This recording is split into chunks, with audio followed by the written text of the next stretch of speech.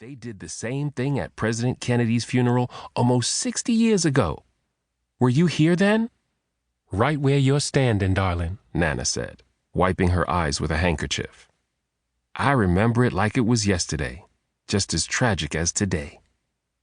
I wasn't alive when JFK was president, but Nana had told me that it had been a time of great hope in the country because of its young leader, and that hearing of his assassination had felt like a kick in the gut. I'd felt the same way when Bree called me to say that Katharine Grant had collapsed in the Oval Office and died at age 47, leaving behind a husband, twin 10-year-old daughters, and a stunned and grieving nation.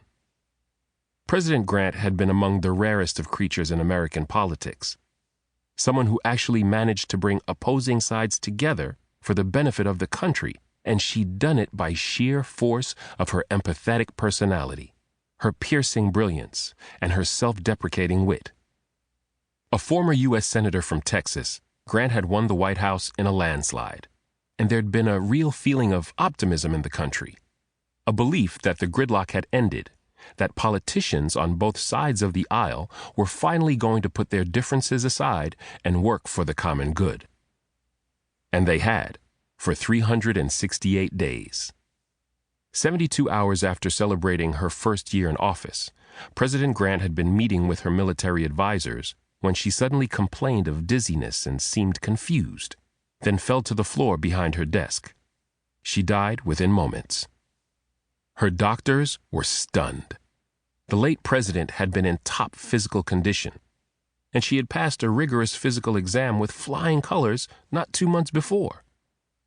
But the pathologists at Bethesda Naval Hospital said that Grant had succumbed to a fast-growing tumor that had enveloped her internal carotid artery, essentially interrupting the blood flow to most of her brain. No one could have saved her. So there was a real sense of shared loss and broken hope the morning of her funeral. As her cortege approached us, the mourners on both sides of Constitution Avenue turned sadly quiet. Damon helped Nana Mama to her feet.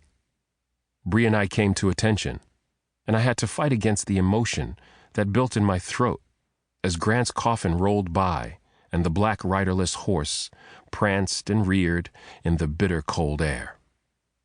But what really hit me was the sight of the limousine that trailed the black horse. I couldn't see them, but I knew that the late president's husband and daughters were inside. I remembered how I'd felt when my first wife died tragically, leaving me lost, angry, and alone with a baby boy to care for. Those were the worst days of my life, when I thought I'd never be right again. My heart broke for the first family as they passed. I blinked back tears watching the drum corps march by, eyes straight ahead, the cadence of the funeral beat never wavering. "Can we go now?" Ali asked. "I can't feel my knees." "Not before we all hold hands and say a prayer for our country and that good woman's soul," Nana Mama said, and she held her mittened hands out to us.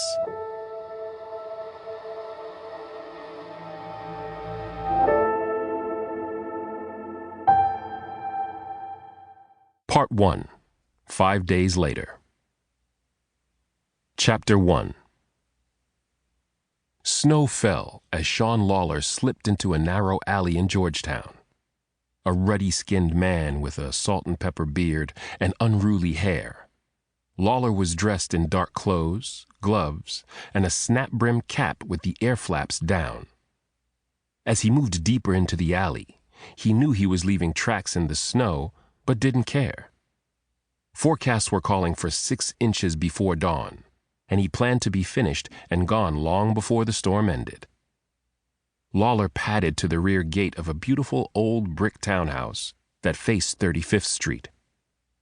After a long, slow look around, he climbed the gate and crossed a small terrace to a door he'd picked earlier in the evening after bypassing the alarm system. It was 4:15 in the morning. He had half an hour at most. Lawler shut the door quietly behind him. He stood a moment, listening intently. Hearing nothing to disturb him, he brushed off snow while waiting for his eyes to adjust. Then he put blue surgical booties over his boots and walked down a hallway to